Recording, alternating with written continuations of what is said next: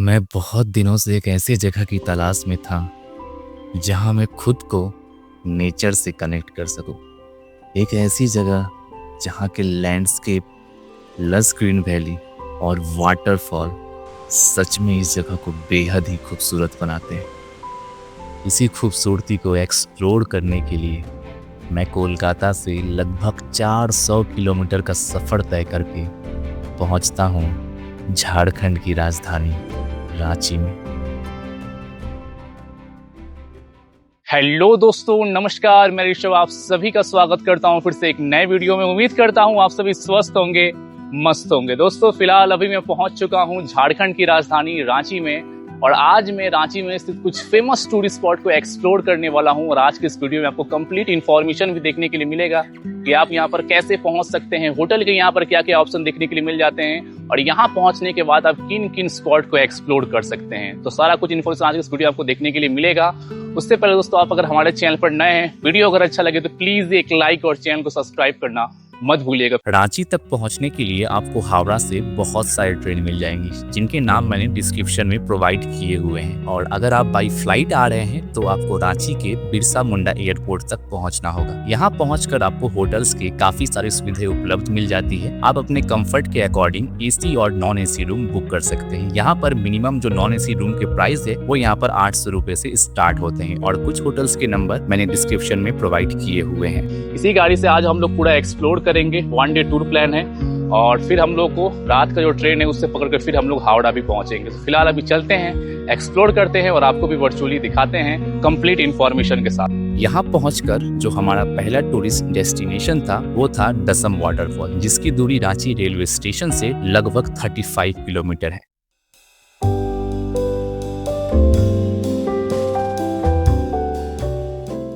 दोस्तों, फाइनली अभी हम लोग पहुंच चुके हैं हमारे रांची के पहले टूरिस्ट स्पॉट के पास, जिसका नाम है दसम वाटरफॉल। और यहाँ पर अभी मैं पहुंच चुका हूं और ये यहाँ का जो है आपको पार्किंग जोन यहाँ पर दिखाई पड़ता है। जब भी आप आइएगा तो यहाँ से जो गाड़ी वगैरह यहाँ से आता है और यहीं पर जो है पार्किंग जोन आपको यहाँ पर दिखाई पड़ता है। अगर आपको सुबह का अगर आपको ब्रेकफास्ट करना है तो यहाँ पर काफ़ी सारे आपको दुकान भी देखने के लिए मिल जाते हैं। तो यहाँ पर आकर आप ब्रेकफास्ट कर सकते हैं और यहाँ से अभी हम लोगों को जाना है नीचे की ओर। तो फिलहाल अभी चलते हैं, कुछ सीढ़ियों को चल कर हम लोग को अभी नीचे की ओर जाना पड़ेगा।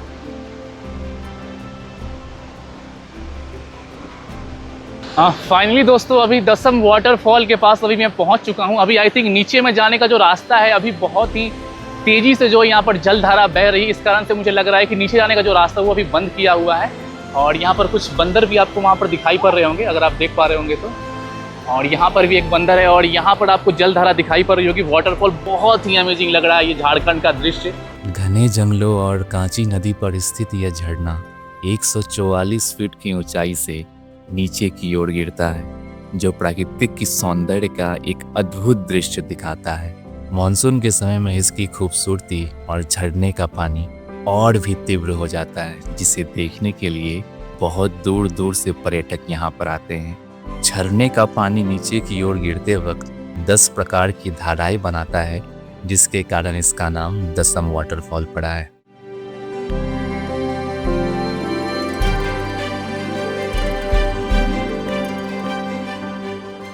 दसम वाटरफॉल के बाद जो हमारा नेक्स्ट डेस्टिनेशन था वो था सीता वाटरफॉल, जिसकी दूरी दसम वाटरफॉल से लगभग 60 किलोमीटर की और रांची रेलवे स्टेशन से लगभग 40 किलोमीटर की है।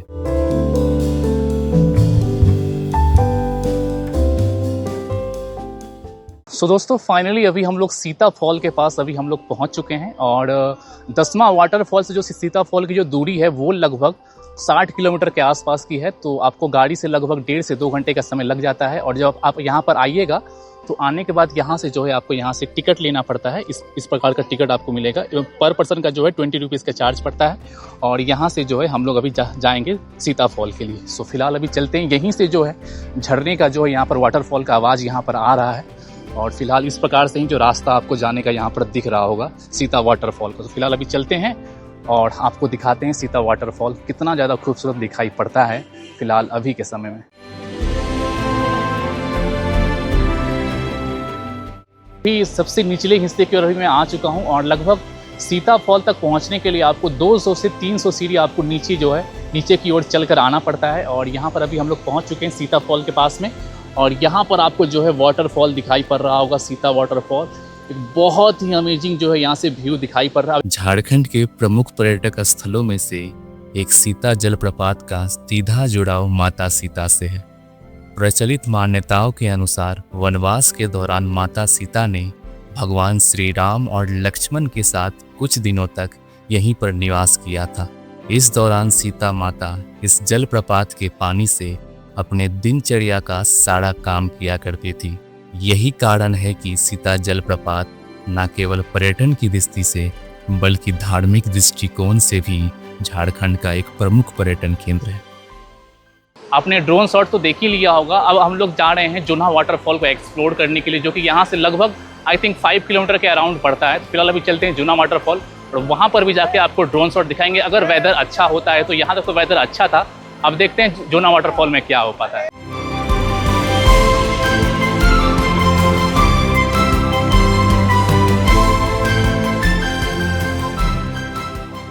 तो दोस्तों अभी फ़िलहाल हम लोग जोना वाटरफॉल के पास अभी हम लोग पहुंच चुके हैं, और जोना वाटरफॉल के पास पहुंचने के बाद सामने में ही आपको ऐसा टिकट लेना पड़ता है। ये 10 रुपये का जो है एंट्री टिकट आपको लेना पड़ता है, और यहाँ पर आने के बाद आपको इस टाइप का कुछ आपको पार्किंग जोन यहाँ पर दिखाई पड़ता है। और जैसा कि मैंने आपको बताया था कि सीता वाटरफॉल से लगभग 5 किलोमीटर की दूरी पर ही है जोना वाटरफॉल आपको दिखाई पड़ता है। और जस्ट यहाँ से पार्किंग जोन से आपको राइट हैंड साइड में यहाँ से जो है रास्ता गया हुआ है जोना वाटरफॉल के लिए। सो फिलहाल अभी चलते हैं, और आपको जोना वाटरफॉल का भी अगर वेदर अच्छा होता है, अभी फ़िलहाल धूप निकला हुआ है, तो आपको जो है यहाँ पर ड्रोन शॉट भी दिखाएंगे और सिनेमैटिक शॉट्स भी आपको दिखाएंगे। सो यहाँ से जो है रास्ता गया हुआ है। और हाँ, अगर आपको यहाँ पर लंच वगैरह अगर करना है तो यहाँ पर काफ़ी सारे आपको दुकान देखने के लिए यहाँ पर मिल जाते हैं। अभी आप देख पा रहे होंगे इस साइड में भी दुकान है काफ़ी सारे, और उस साइड में भी इसके इस पार में भी काफ़ी सारे आपको यहाँ पर दुकान देखने के लिए मिल जाते हैं, जहाँ पर जाकर आप जो है लंच आप इजीली कर सकते हैं दोपहर का। जोना वाटरफॉल तक पहुंचने के लिए आपको लगभग 722 सीढ़ियों को कवर करना पड़ता है। सीढ़ियों का सफर थोड़ा लंबा जरूर है, लेकिन दृश्य उससे भी कई ज़्यादा मनमोहक लगता है। सीढ़ियों से चलकर हुई थकाने इस वाटरफॉल के सामने आते ही जैसे गायब सी हो जाती है। दोस्तों ये है जोना वाटरफॉल, झारखंड का सबसे पॉपुलर वाटरफॉल ये है। तो अभी आप देख सकते हैं मेरे पीछे में कितना अमेजिंग लग रहा है देखने में। बहुत सारे यहाँ पर मतलब आए हुए हैं टूरिस्ट एक्सप्लोर करने के लिए भी, और बहुत ही ज़्यादा अमेजिंग लग रहा है। तो दोस्तों अगर आपको इस वाटरफॉल को अगर आपको देखना है तो झारखंड के रांची में आपको आना ही पड़ेगा जोना वाटरफॉल को एक्सप्लोर करने के लिए। जोना वाटरफॉल रांची के प्रमुख वाटरफॉल में से ही एक है, जो राढ़ू नदी पर पानी गिरने से बना एक जलप्रपात। यह झरना 141 फीट की ऊंचाई से नीचे की ओर गिरता है, जिसे देखकर सच में प्राकृतिक सौंदर्य का एक अनोखा अनुभव महसूस होता है। मॉनसून के समय में यह जलप्रपात काफी तीव्र गति से बहता है, जिसे देखने के लिए पर्यटक बहुत दूर दूर से यहाँ पर आप पहुँचते हैं।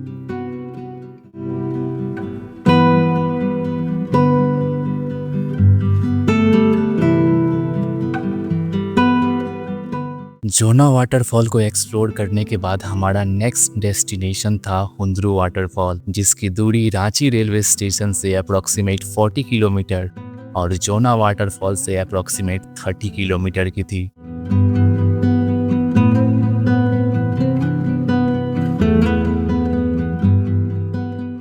सो दोस्तों फाइनली अभी हुंद्रू वाटरफॉल के पास अभी मैं पहुंच चुका हूं, और ये इसका जो है यहाँ से एंट्रेंस गेट है, यहाँ से आपको आना पड़ता है।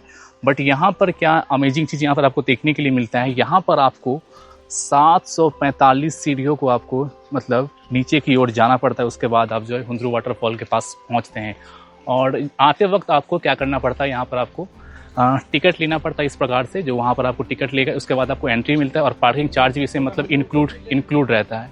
और ऐसे करके जो है यहाँ से फिर आपको जाना पड़ता है। और अभी क्या हुआ है, अभी यहाँ पर बारिश स्टार्ट हो गई है बहुत ही तेज़। 3 वाटरफॉल के वक्त में वहाँ पर बारिश स्टार्ट नहीं हुई थी, बट अभी जो है यहाँ पर बारिश बहुत तेज़ स्टार्ट हो गई है।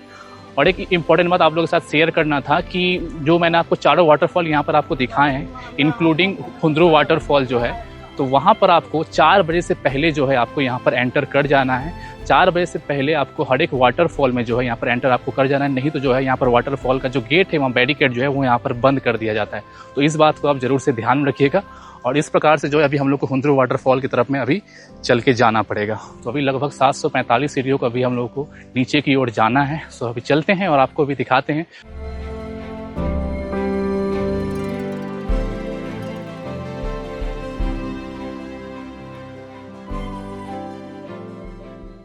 तो दोस्तों फाइनली अभी मैं हुंद्रू वाटरफॉल के पास अभी मैं पहुंच चुका हूं और मुझे नीचे की ओर आने में लगभग 15 से 17 मिनट का समय लगा।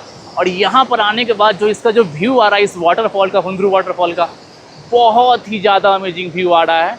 सो अभी आप ऐसे देख रहे हैं और अभी मैं कुछ ड्रोन शॉट भी लूँगा और आपको दिखाऊँगा। बारिश थोड़ी यहाँ पर अभी कम हो गई है तो मैं ड्रोन शॉट आपको दिखाता हूँ। और ड्रोन शॉट कैसा लगेगा वो कमेंट में आप लोग ज़रूर से बताइएगा। हुंद्रू वाटरफॉल भारत का 34वां सबसे ऊंचा जलप्रपात है जो 322 फीट की ऊंचाई से नीचे की ओर गिरता है। यह जलप्रपात घने जंगलों और पहाड़ों के बीच सुवर्णरेखा नदी पर अवस्थित है और मानसून के वक्त इसकी खूबसूरती जैसे और भी निखर कर दिखाई पड़ती है। हुंद्रू वाटरफॉल को जब तक करीब से ना देखा जाए तब तक इसकी खूबसूरती को शब्दों में बयां कर पाना बेहद ही मुश्किल है। और मानसून के वक्त में जब इसकी तीव्र धारा ऊपर से नीचे की ओर गिरती है तब ये वाटरफॉल सच में बहुत ही ज़्यादा खूबसूरत दिखाई पड़ता है। हुंद्रू वाटरफॉल को एक्सप्लोर करने के बाद मैं निकल पड़ता हूँ गितलसुर डैम की तरफ, जिसकी दूरी हुंद्रू वाटरफॉल से लगभग 12 किलोमीटर की थी। घने जंगलों के बीच से जाता हुआ ये रास्ता और हल्की हल्की बारिश मानो जैसे खूबसूरती का एक अनोखा दृश्य दिखा रही थी। इन खूबसूरत रास्तों को देखते हुए मैं कब गितलसुर डैम तक पहुंच जाता हूं मुझे पता भी नहीं चलता। लोगों की नज़रों में शायद ये सिर्फ एक डैम हो, लेकिन मेरी नज़रों में ये हेवन ऑफ झारखंड था।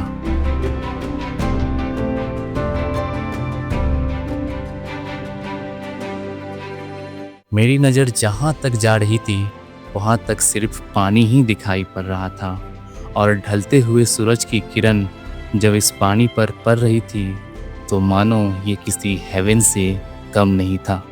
एक समय के लिए तो मुझे ऐसा लगा कि मैं लद्दाख के पेंगोंग लेक में ही आ गया हूँ।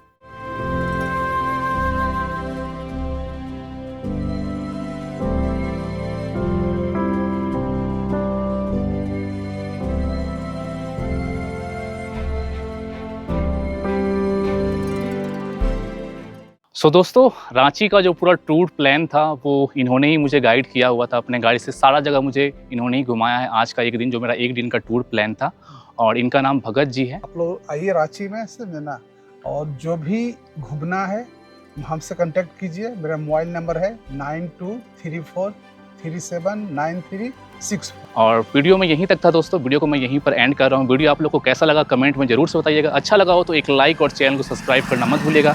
मिलते हैं किसी नए वीडियो नए लोगों से। तब तक के लिए जय हिंद, वंदे मातरम।